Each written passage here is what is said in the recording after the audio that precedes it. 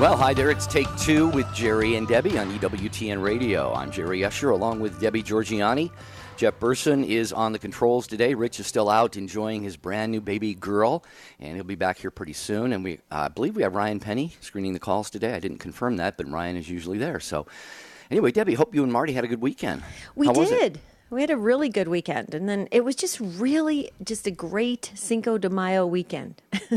and then I don't know, and then late last night, I don't know why, it just probably because, starting the week and thinking of all the things you've got to do and stuff like that. Working with me, yeah.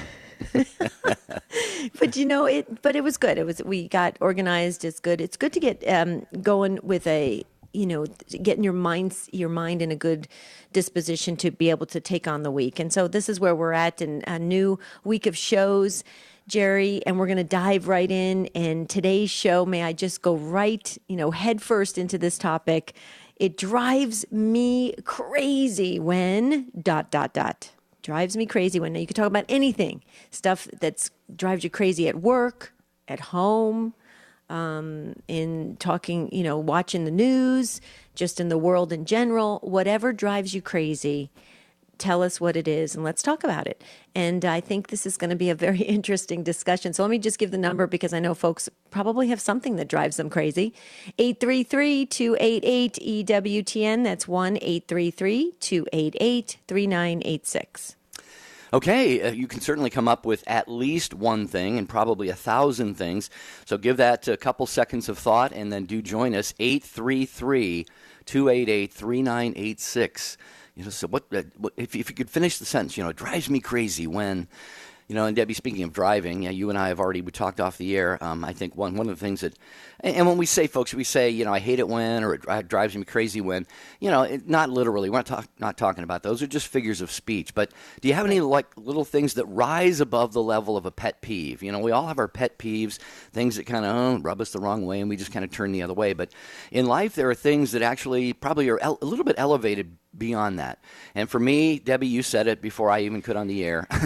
Yes. Go ahead. You get other drivers drive you crazy. Well, not so much anymore. I've actually been working on that a lot. Oh, please. I'll be the judge of that. Yeah. You'll have to come over and ride with me sometime. I have serious heart palpitations when I'm in the passenger seat when you're driving. It's because you're such a good driver. You really are. And the problem is I don't think you have a lot of patience with other people. Well, that's true. Yeah, and that's a fault of mine that I've had to be working on, and I literally have. And you mentioned the other thing for me, too, is watching the news, which I rarely ever do except for News Nightly from EWTN. When you watch, the network news especially, and it's just, oh my goodness, that drives me crazy. Yeah, I mean, it's violence, hate, fear, and then they have the little puff piece at the end. So, anyway, folks, what is something that maybe you can say it drives me crazy when, and fill in that sentence. We're going to talk about that. 1-833-288-3986. And I'm just kidding. You're really a very good driver, and you're very, very kind to people. You let people in, and you give people a pass and stuff. It's just, I think when you're really good at driving, it can kind of irritate you because people are not paying attention. They're just oblivious, putting on makeup, eating food. That's what drives me crazy when I see when on the freeway, when you see women putting on mascara. Now, how is that possible? To drive and put on mascara at the same time. I've seen guys driving and shaving at the same time and doing all kinds of things. But you know what? What's interesting, Debbie, about my driving is my mother, of course, people know my mother and dad divorced, and my mother remarried, and he died. She remarried again. And the second stepfather once said to me, he says, "You're going to be a very fast, crazy driver." And I was like 14, 15. I wasn't even driving yet.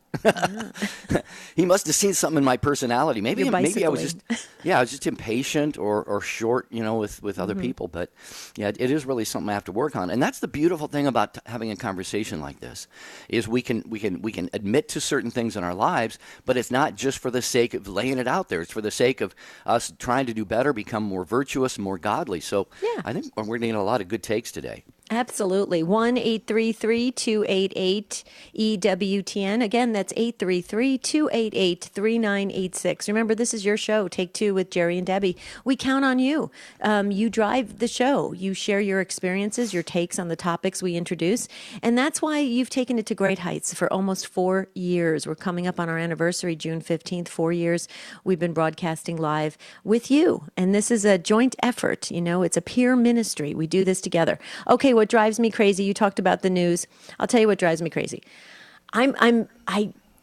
When somebody presents the facts, okay, it drives me crazy when people will hold on to their political views or refuse to budge or refuse to entertain anything, especially when the facts are presented right to them, and they just keep going with their same rhetoric, their same excuses and their position just to maintain where they're at. They refuse to grow.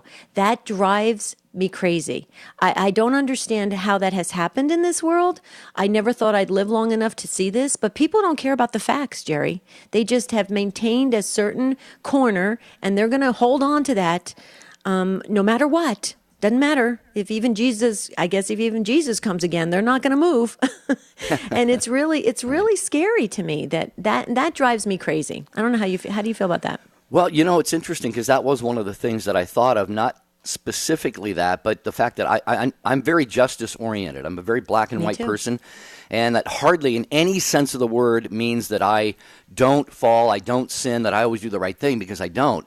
But I think because of some of the things that have happened to me in my life, and maybe the same for you, Debbie, I don't know, but you get to a point where you just, justice is really important. Mm-hmm. And when you see injustices and lies and misrepresentations, especially about the faith and about the church, I agree with you. I would say it drives me crazy when that happens. Yeah. And I don't even know how we change that, because people have to have an open, heart and disposition. They have to be open in order to entertain different schools of thought, or even entertain some new introduced facts. And I don't know how we get past that. Maybe through prayer we can ask God to open people's hearts just to have a healthy discussion, and then we won't be so divided.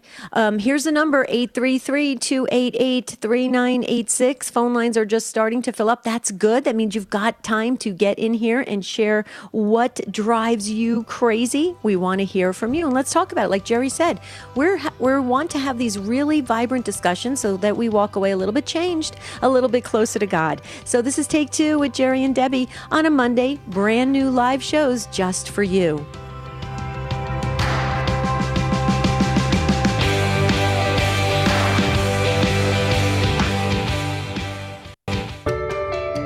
Post your intentions on the prayer wall on Jerry and Debbie's website. To get there, just click on the bright yellow J&D logo at take2show.com. Jerry and Debbie personally reply to every prayer intention that's posted. Others will also offer you their prayer support. When there's something important you want prayers for, post it on the prayer wall on Jerry and Debbie's site. Visit take2show.com, click on the J&D logo today. Father Benedict Rochelle. I must tell you that from what I observe from very young people, all of these blasphemers, all of these mockers are in for a tough time, because the devil bites his own tail. And I find among young people a growing reverence and longing for God. I find a decline in the cynicism and skepticism around, because it had to destroy itself. No one can live on being an enemy of God.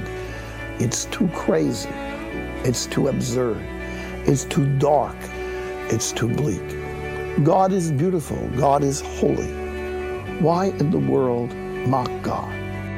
The people you know and trust are on EWTN.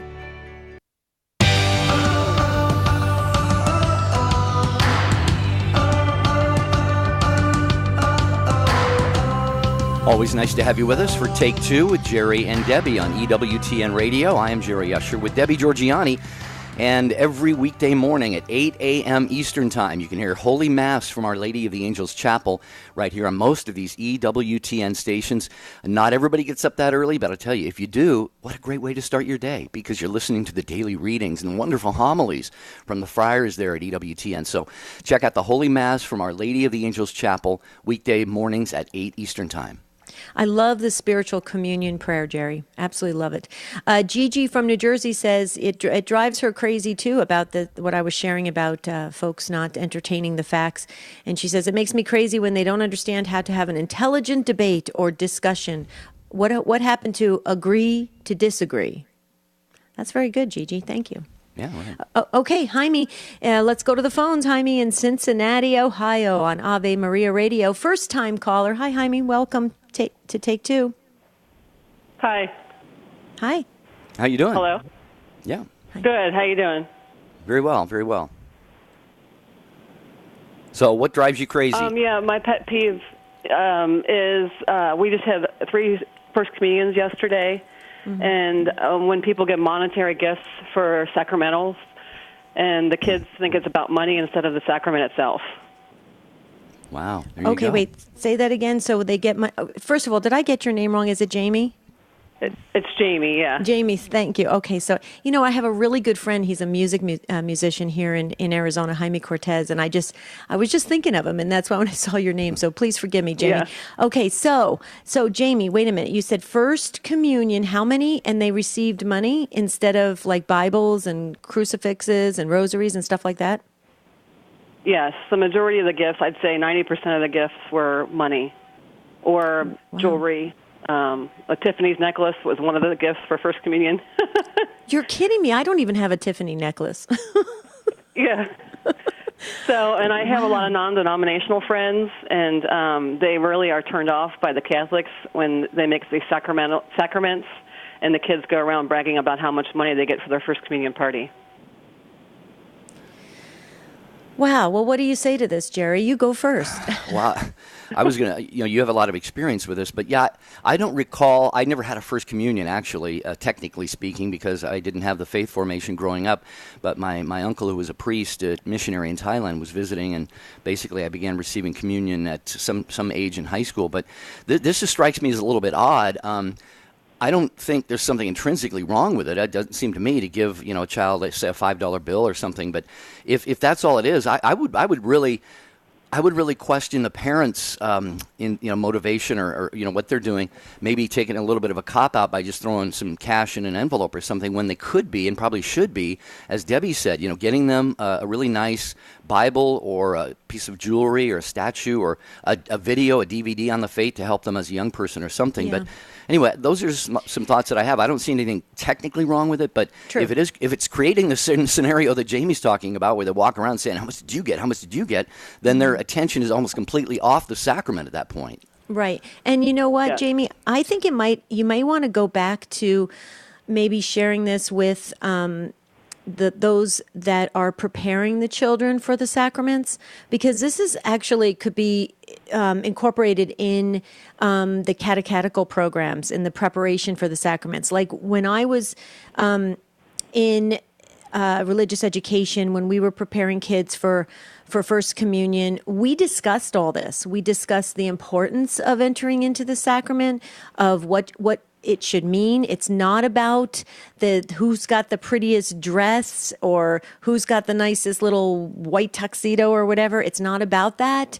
It's about what is how it's going to help your spiritual life and what it's going to do for you and what it means. So this may go back to poor catechesis, I'm going to just say, because I think if they could maybe change that a bit. Like I worked for a parish for many years that the pastor, he used to talk with all the parents about this.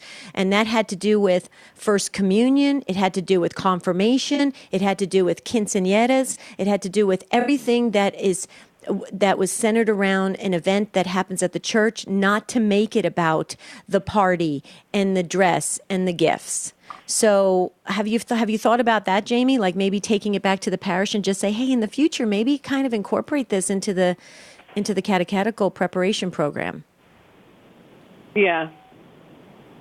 I think that's important to do. And then myself, I role model that, and I buy the gifts that are religious gifts, a Bible or a Mass book or a rosary for sacraments. Right, right. Well, it's unfortunate, but everything in this day and age is revolving around money. It's really unfortunate. We have to get back to, it's going to take a lot. I mean, you got to get the family involved. The parents are the primary catechists. I mean, it's tough, Jerry. I mean, you're facing a lot these days, especially with trying to keep kids involved in the church in for the right reasons. That's right.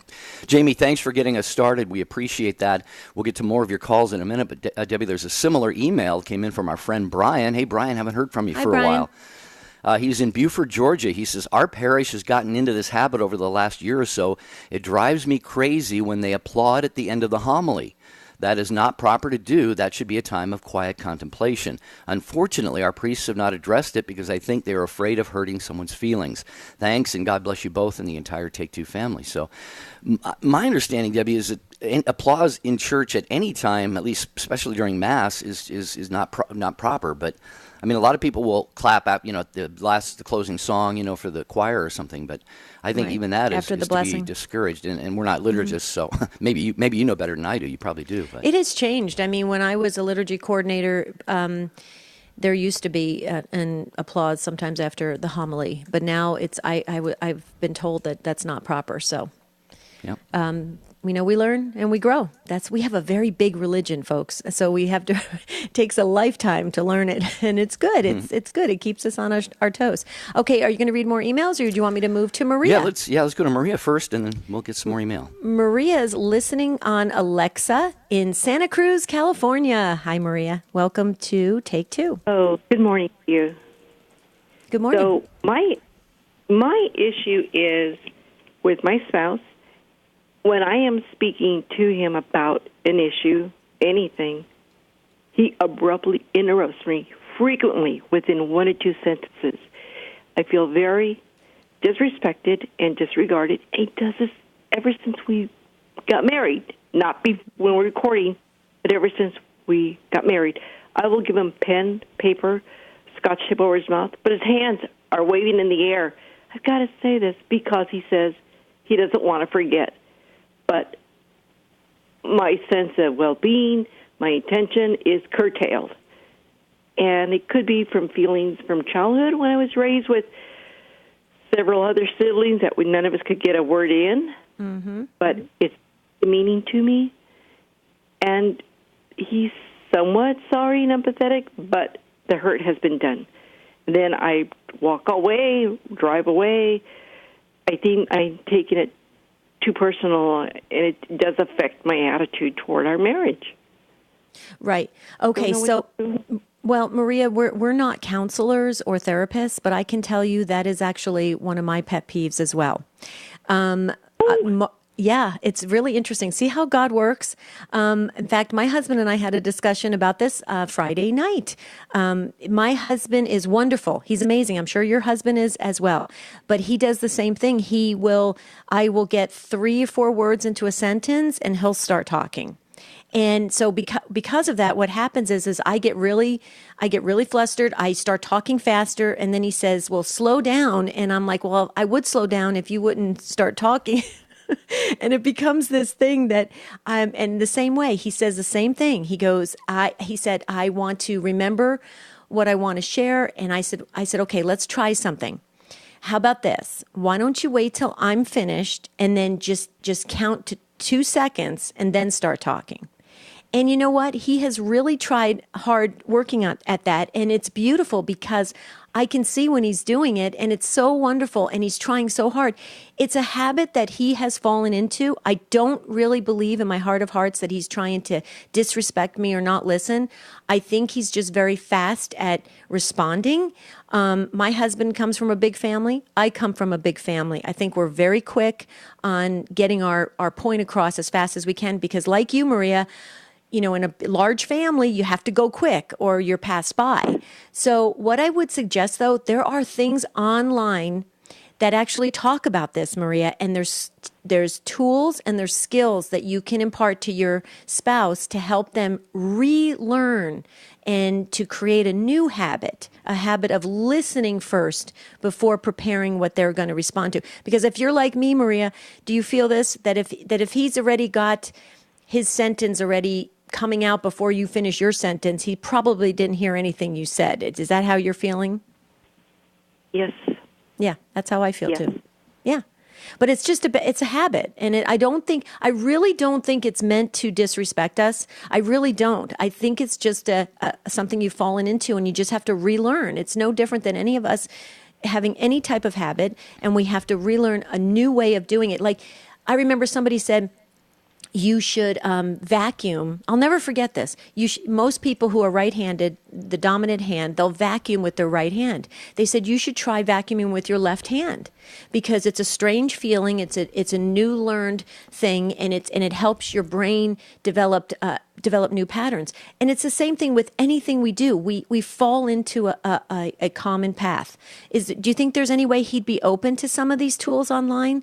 And you could just look them up. You could just Google it in, Maria. Yes, I think he would be. Cool. Yeah, and tell him he's not alone. My husband's wonderful, and they're exactly alike. What are some of the sites that we can go to? Well, I don't have them. You know what? Just to Google it. Yeah, just Google, communication between spouses. And you can even put in the question, what happens if one spouse interrupts the other? There'll be sites, life skills sites that come up like crazy, and it'll say, help your spouse be a better communicator. Help them not cut you off in the middle of a sentence. And you'll see it all start to come up. And pick some really sound, good tools, nothing that's degrading, something that's a win-win for both of you, that makes him feel good, and it makes you feel good. You always create the win-wins. It always works. You'll see. And then let us know. Thank you. I will try it. Thank you. Okay. Let us know. Thank you. Thank you. I will. All right, Maria, thank you very, very much. Yeah, similar to that, I once had I knew a lady, she's probably still living, I think I knew her up in the Seattle area, and she would not interrupt, but when you were talking, she would be, yeah, and the split second you stopped, she was off and running. So she was just like kind of, making me feel good like she's listening, but all the while she was wanting Preparing to just hers. be off to the races. Yeah. So Right. Well, and Jerry, you just said something real quickly. If Maria's still listening, you bring up a good point. The other thing we should do is repeat back to somebody, especially if it's an important discussion.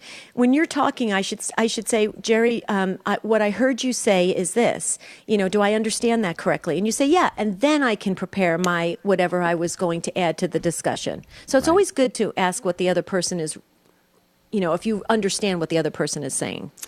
Take two with Jerry and Debbie. What drives you crazy? It drives me crazy when you finish that sentence at 833-288-3986. Okay, Andrea, I hope I got the name right. Andrea in Scottsdale, Arizona, listening on the EWTN app. Welcome to Take Two. Andrea, hope I got your name pronounced right. Hi. Hi. Yeah, you did. Thank you, Andrea. Awesome. How are you? Beautiful. Love you guys. Listen to you all the time. And thanks. this is the first time I'm calling in. So what bothers me is litter. When people throw things on the floor outside, gum wrappers, fast food, and I think it's disrespectful. Like, God created such a beautiful earth, and it's basically pooping on God's earth. And then I think everyone thinks, well, it's just one wrapper. But if 10,000 people throw a wrapper each, boy, that's going to add up. And when I travel a lot around the world, and I see such litter, and it's just so disappointing to me. So that's one of my pet peeves. I certainly share that with you, and Debbie's going to laugh at this because, I really disapprove of the litter, but Debbie because she can vouch for this. It kind of feeds my OCD, Andrea, a little bit, because if I'm going through an airport or walking along the street, I have this compulsion to want to pick stuff up and put it in the trash can, and I've always thought, that was because I had But some I tripped sort over of... him, Andrea. Okay. Well, no, I used to always attribute it to this sense of cleanliness and all of that, which I think it partly is. But maybe there's other stuff going on with me about that. But that's a completely different take. Debbie, what she's saying, I think we probably everyone should agree with this, really. Well, absolutely. And I'm right with you, Andrea. And I just want to say thank you for being a first-time caller, and thank you for liking this show so much. I think you'll definitely agree with this. I live in Gilbert, Arizona, and I will tell you that Arizona generally is very clean on the streets. We are very big on picking things up, but we're not a big litter city at all. And it's really beautiful. And when you do go to other cities and you see trash just, 6 inches, 7 inches from the curb and it's just piling up, it's really disturbing. So I'm right with you, Andrea. I think it goes back to teaching people proper manners starting at a young age of what is proper and what isn't. But yeah, I totally agree with you. It's such a disrespect to God because he created this beautiful earth for us and we're trashing it, literally. Thank you. Yeah, and I have the bad habit at work of I go and I pick up papers when I see them on the floor. It's just, I do that all the time. But thank you very much. All right. Thank you. God Thank bless you, Andrea, for the call. On Facebook and YouTube, we are streaming the video live. You could make some comments there.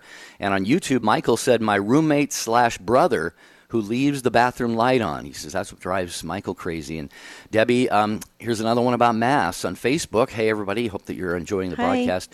Jay on Facebook says it drives me crazy when they change the Psalms during Mass without telling anyone. And that kind of they're singing the wrong Psalms. Yeah, you got the one in the Missal, and then they do another one. Or I've seen it many times where they're doing the ones in the Missal, but just doing it differently. Differently, yeah. Yeah. So I mean, I don't know. I guess that's probably allowed. I don't know, but. Well, interesting takes on this, on what drives you crazy. That's what we're talking about today on Take Two, 833-288-3986. Share your take.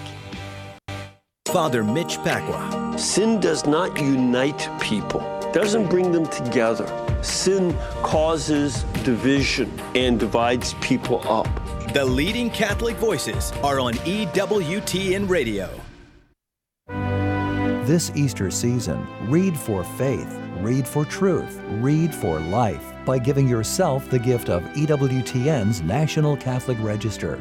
Easter inaugurates a joyous season of hope and renewal that brings us closer to God. Gain a deeper understanding of His love and providence in reading the Register. Make this Easter season even more meaningful. Try the Register for free today and get it delivered to your home, office, or parish. To get your 6 free issues, order online at ncregister.com/radio or call 800-421-3230 and mention code RADIO. That's ncregister.com/radio or call 800-421-3230 and mention code RADIO. The National Catholic Register. Read faithfully. The wisdom of Mother Angelica. What do you do on Sundays? You go to church? No, I golf. Ever make a hole in one? No. Well, why don't you pray a little bit? Pray. Yeah, pray. Oh, why I need to pray? I could give you 50 reasons. For more information on Mother Angelica, visit Religious Catalog at EWTNRC.com. Hi, this is Janet Williams. You don't have to be a woman to enjoy Women of Grace tomorrow at 11 a.m. Eastern here on EWTN Radio. Now, back to Take Two with Jerry and Debbie.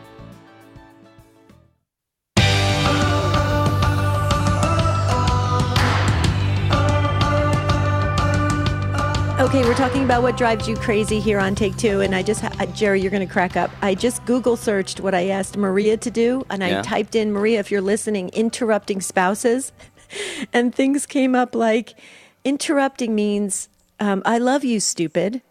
My wife interrupts me when I speak. Now she wonders why I won't talk anymore.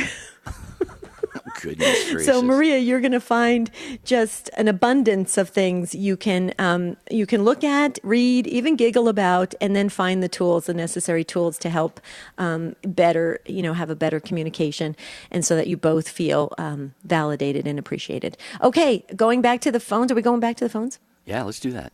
Rob in Fort Wayne, Indiana, Redeemer Radio. Hi, Rob. Welcome to Take Two. Hi, how's everybody doing? Pretty well, Rob. How are you, Rob? Great. The thing that just gets me is, and I'm going to put myself on the chopping block, I've stopped going to church, which is going against the commandment, because I don't feel like as though I fit in any longer, that there's not a cohesive bond, a family unity, a sharing, a serving, a spiritual bond. And what I see disturbs me greatly within the parish that I attend. And when I speak about it, whether it be in the confessional or with another person, they tune me out. And I know I'm right. I've been there since I was a kid. I've seen the changes. I've seen the people, the generations, and it pains me. And you talk about hurt and interrupting somebody.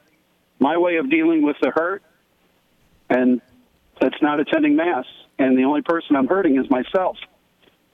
And it really gets me because when I was speaking with Ryan, he gets it. He's the first person that gets it. And for those that don't know who Ryan is, he's the call screener. And he was put in my life to lift me up today. And there's an emptiness because I'm allowing them to cheat me out.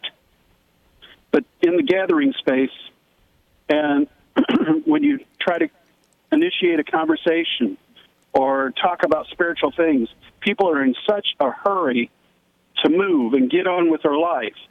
And I'm thinking, you know what? Why do you even come to church? You can live a label as a Catholic. You can come and and play the part. But where's the unconditional love? Where's the interest in my life? Where's the interest in my worries, concerns?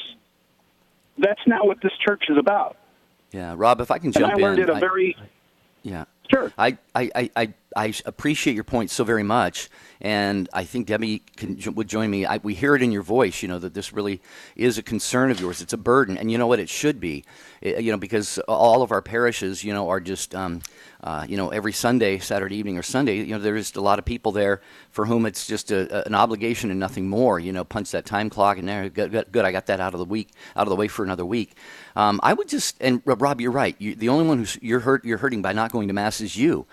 This has no impact on them. It's not in any way going to change other people's behavior or how they act or anything.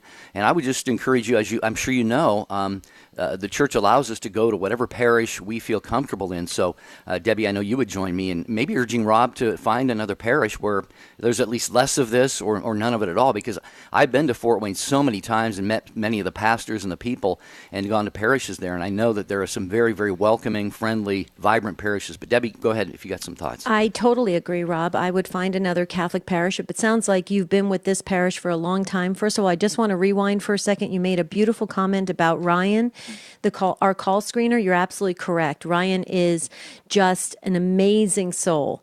And you know what? I do believe that the good Lord allowed you to make contact with Ryan specifically because you needed that today. I just want to encourage you, though, Rob, you stated it so strongly that, because of their actions, it's denying you access to the church that you belong to on some level. I would just say, though, if you continue to stay out of the church circle, how are things ever going to change? You have removed yourself from whatever that kind of environment you think is not Christian, and I don't disagree with you. But I will tell you that I've worked for many parishes, and depending on when a new pastor gets installed, a new staff comes on board, the culture of the parish can change. And you're right. There's a lot of really, how can I say this politely? There's some really not nice things that happen at the parish level, because people are people. And I think that you're putting so much emphasis on people, and they're going to disappoint you, Rob. They're going to. People in general are going to disappoint. In the workforce, when you just meet them randomly, when you're just encountering them. I'm sure Jerry and I possibly have disappointed you when you're listening to this show. Rob, for you to take yourself out of that and to deny yourself access to the sacraments and to deny yourself access to your church, the church is made up of the faithful, your church. I think you're imposing that on yourself. It's not necessary to do that to yourself. I think that is harmful for you spiritually. Is there any way you would rethink that and somehow Absolutely. Okay. Yeah, because it breaks my heart. I think about it all the time. And the one thing that, the one experience that I had that, I'm going to take a 2 steps back, walk away, and rethink this is, number one, I won't go to another parish. My roots are too deep. I've seen too much. I've known a lot of people. I've seen people come and go. I love the parish. And deep down, it's the conflict that I have is the individuals versus the culture. Mm-hmm. I see more of the culture invading and influencing the behavior and getting away from the sacraments. Right. And, it's not I can't stop it. Now, you can't stop it. You can't stop it, though, Rob. But if you step out of it, it's never going to stop. That's my point. If you're just going to let it keep going, then I say get in there and be Rob, be Christ to all of them, and maybe you'll change one person, and then that'll have a domino effect, something of that nature, Rob. But if you step out of the circle, it's never going to change. I'm just going to tell you that. I know it because I've seen it happen at parishes where everybody bailed and the parish just caved. Yeah. And I agree with that. But let me share a little story. I was listening to a program on EWTN, and the person came on and they're very good theologians. I won't drop the name, but they made a reference to, I want to be just like this president of this program. And it just shocked me, and I thought, you're building each other up? What about building up the person who's not on the radio? What about serving? Where's the servitude? What happened to that? That's what upsets me. And, I was brought up to serve. That's in my blood and in my soul. And I just sit here and think, you know what? I got to walk away. For my own spirituality, I got to walk away and rest and come back. Even Jesus went away because he was tired. I'm not walking away. I'm not walking out of my face. I'm not going to stop going to church, but I needed a break. Yeah. I needed space. Well, and give yourself that, Rob. But if you have to, even for a temporary time, go to Mass at another parish, because we know, and I'm sure you know, Rob, based on, you're an intelligent man, we can hear it, you know that intentionally missing Mass is a mortal sin, so we want to encourage you not to do that.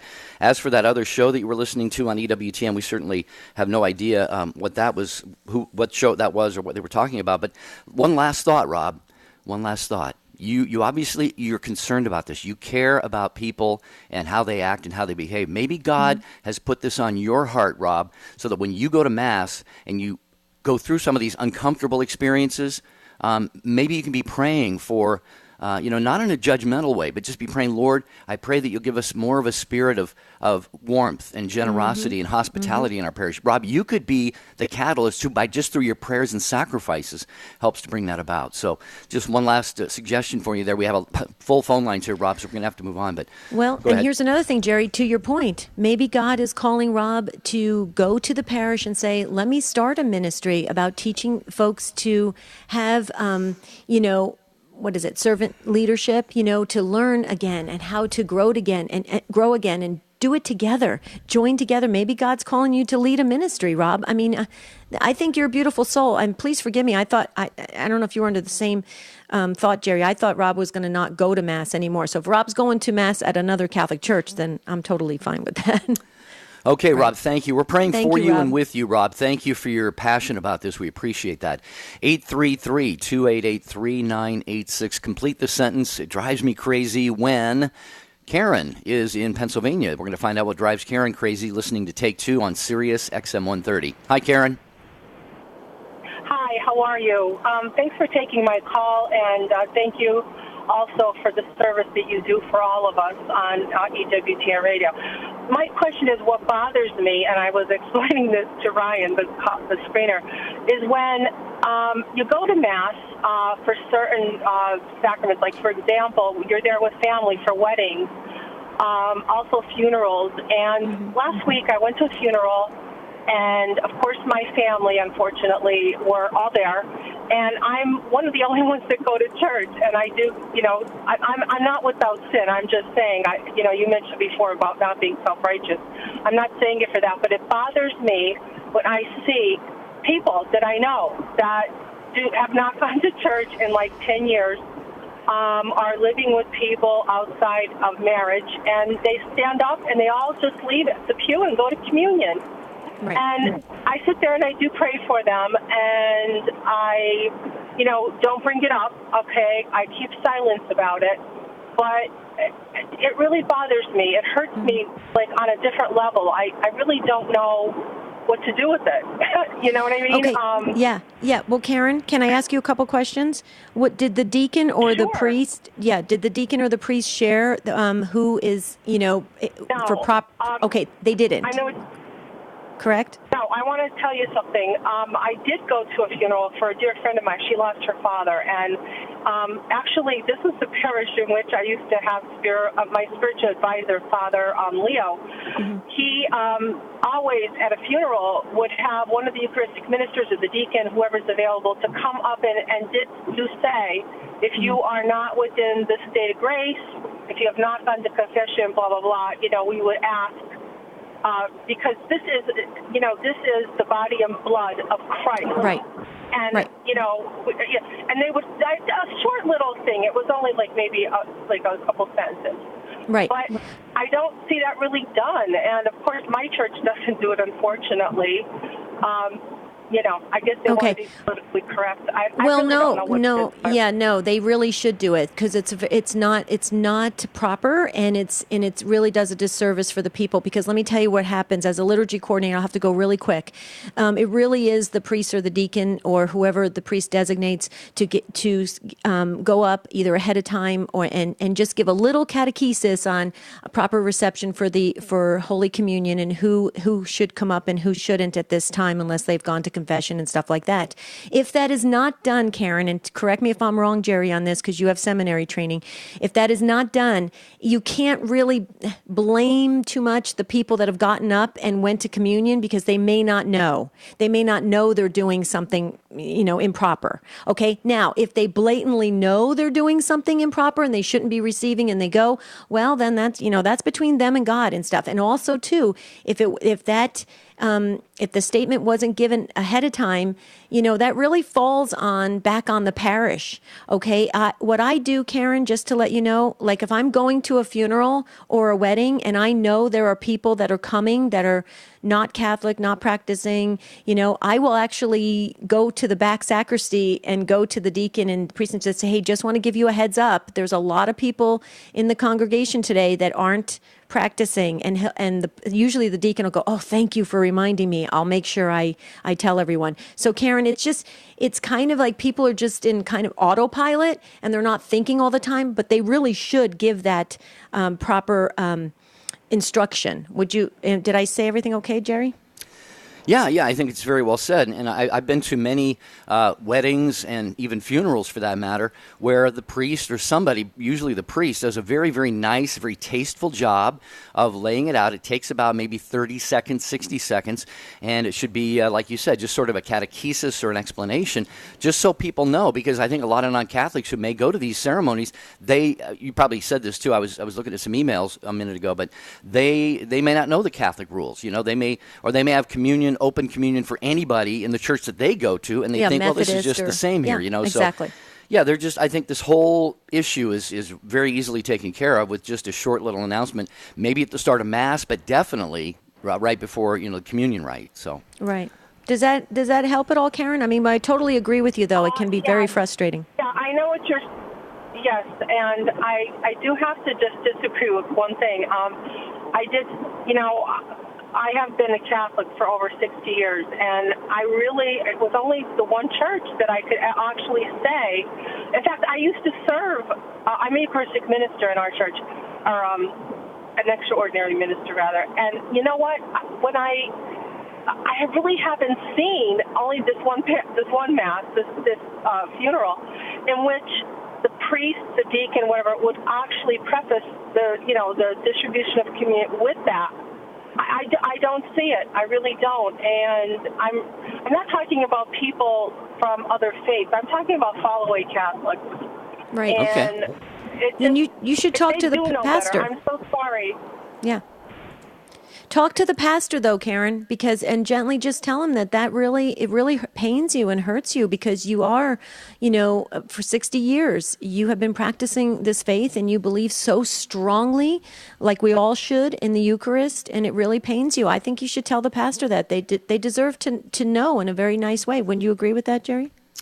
I would agree completely, and we're certainly not disagreeing with anything that you're saying, Karen.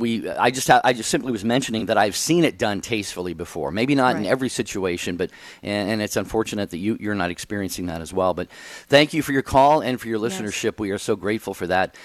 We can also, folks, get great formation in our faith and follow the news through print. And one of the ways to do that is National Catholic Register. It's a publication of EWTN, and it is America's most trusted Catholic news source with a comprehensive view of the world. This isn't just Catholic news. This is world news, local news, national news, things like that. And you get to try 6 issues free with our compliments. So go to ncregister.com. ncregister.com. You get the 6 free issues. If you like it, you can subscribe for 35% off the normal price. So you lose nothing by giving it a try. This is like Everybody Loves Ryan Day. I'm getting all these comments going, I love Ryan. Yes, we all love Ryan. What's not to love? I know. He's awesome. He is totally cool. Rob is in Waynesville, North Carolina on Sirius XM 130. First-time caller. Hi, Rob. Hi, Jerry. Hi, Debbie. Can you hear me? Real well, yeah. You got a great connection there. Great. Awesome. So the reason I'm calling in is the thing that drives me crazy, we'll say, in terms of Mass, is an open disdain for the use of Latin in the liturgy. And I'll share a little story about how this has been on my mind and my wife's mind as well. So we're kind of in a transition year in our family life, just doing a temporary job for her education.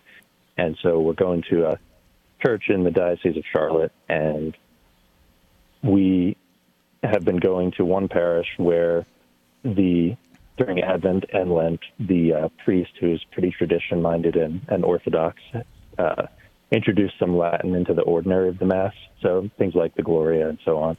And anytime we did that, it seemed as though the choir director was openly like fighting against it, because anytime it was in English, the pacing would be fine on the singing, and we could follow along easily. But as soon as we switch to Latin, the tempo goes way faster, and we just kind of blow through it as though, let's just get it over with. I don't want to have to deal with this.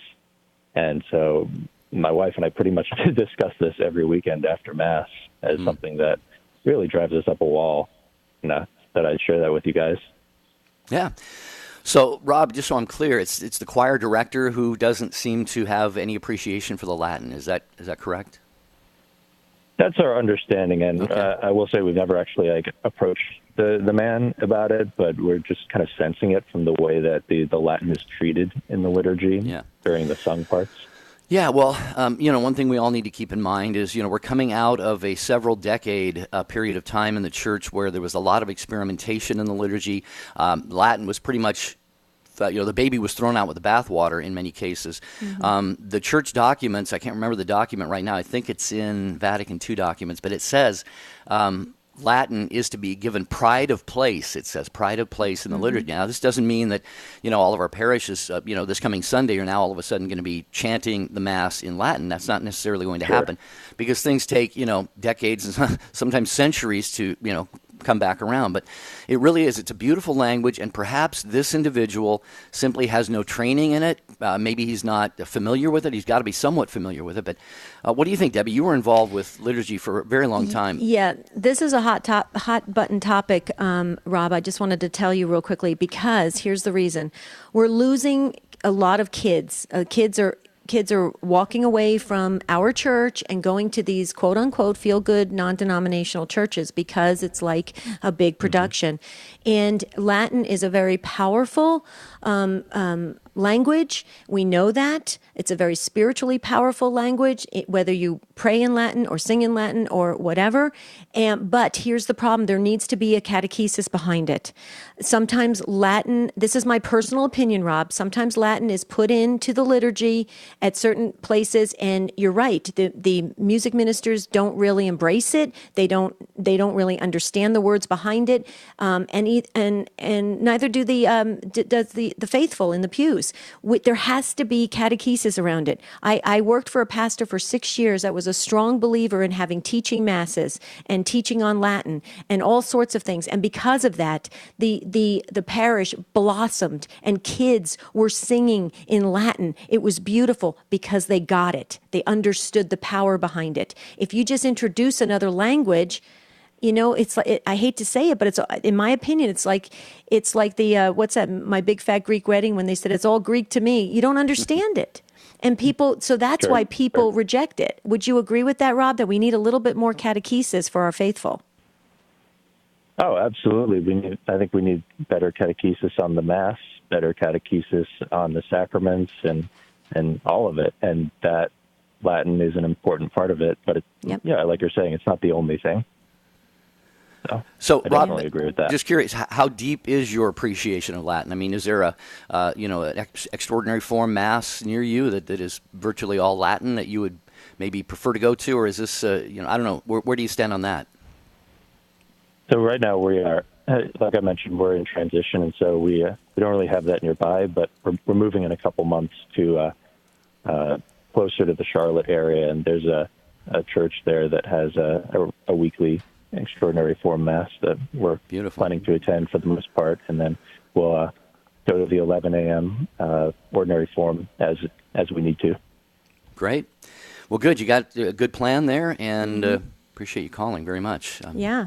Can we thank you, Rob. Call anytime. We loved hearing your call. Can you make an executive decision?